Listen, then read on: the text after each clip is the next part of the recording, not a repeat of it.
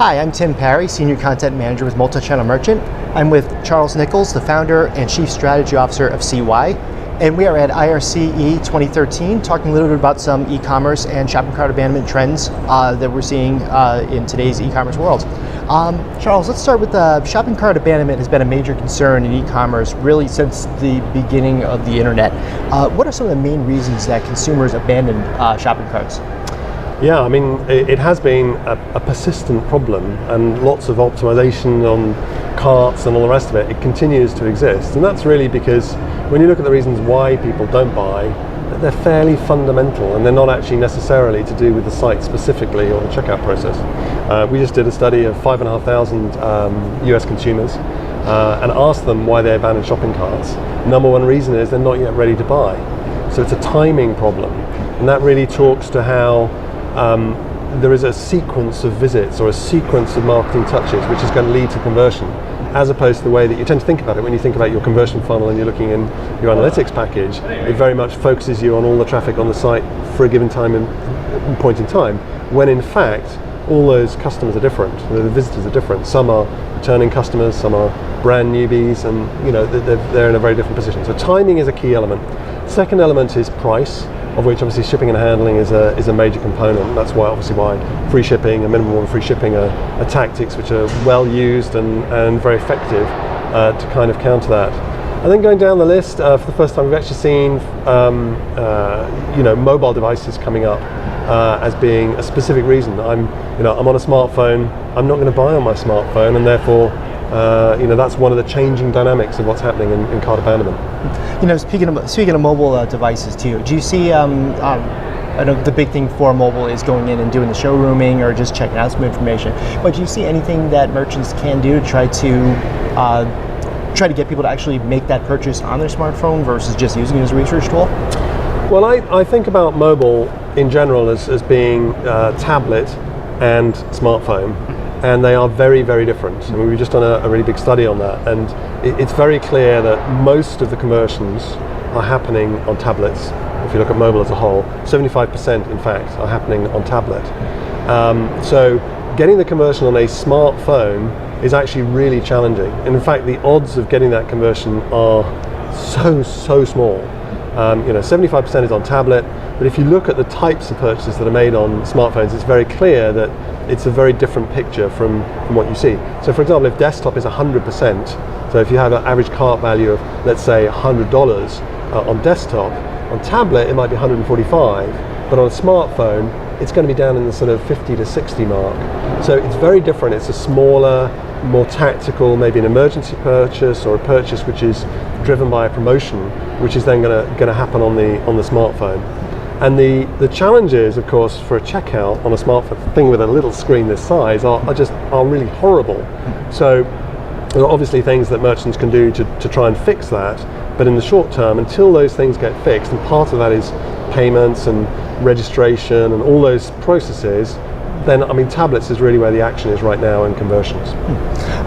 What are some of the actions your clients are taking to cut down on cart abandonment? I know you can send triggered emails and retargeting can do a certain thing, but is there any other things that are being done right now to help cut those rates down? Yeah, I think we've done lots of research into why people abandon, and if you think about it, first of all, think about that timing objection we talked about earlier on. Number one reason why they don't buy is timing. They're not yet ready, and if it's going to take 5 touches across a sequence of visits and sequence of different channels, then this is why remarketing works so well, because you're nudging the customer until the point that they're ready. And if you do it in the right way, which is not an aggressive way, but a customer service way, it can extend the brand and make the brand look good and have the customer feeling good about it. One of the reasons they put stuff in the cart is so they can find it again easily, right? So they weren't really showing intent necessarily to purchase at that point. They weren't ready. So if you can nudge them in a gentle way and make it easy for them to find their stuff again easily, then you've just shortened the purchase path. You made it easier for them to then go and make the purchase. So that's why it works so well. We recover on average 18% of those that we target. So one of the key elements then is, well, who can you target and how can you target them and how many people can you get? And obviously, if you haven't got an ID, then you can do retargeted advertising. But if you've got an email address, then you can send triggered emails. And the cost of conversion of those two channels are fundamentally different.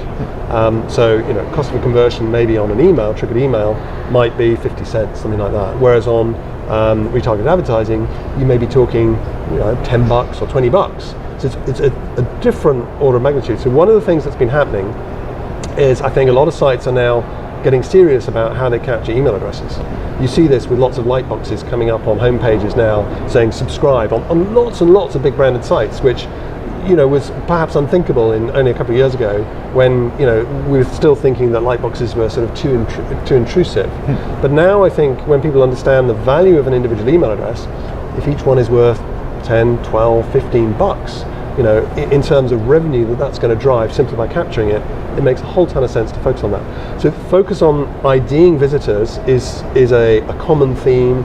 You'll see this with Facebook login and all the rest of different social sign-ons. You see this also with the digital wallets, all those sorts of things as well. It's all really around trying to ID a larger proportion of the traffic.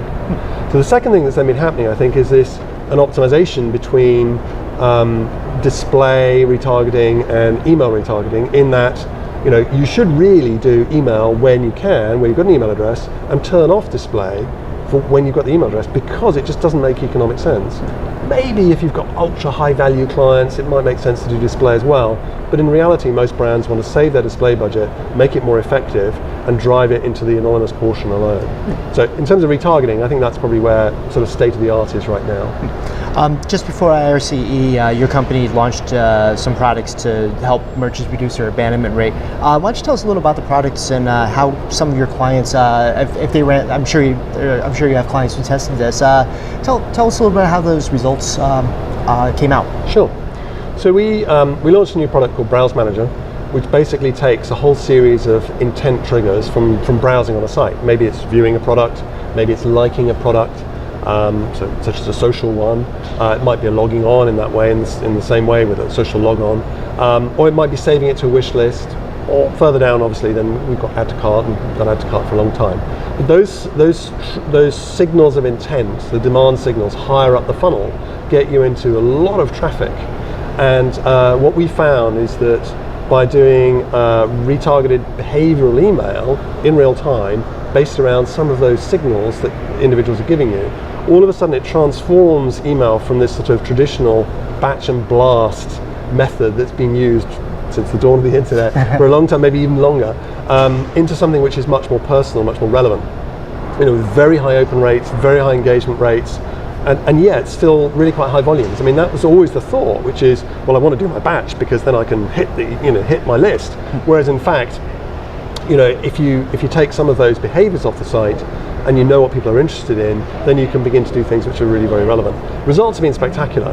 In fact, in some cases we've seen browse remarketing exceeding the return on investment you're getting from cart remarketing. Cart remarketing is, there was a study by the e-tailing group last year which said it's the highest ROI in e-commerce, the poll of e-commerce VPs, simply because these are people who almost bought, therefore if you nudge them you're going to get back a lot.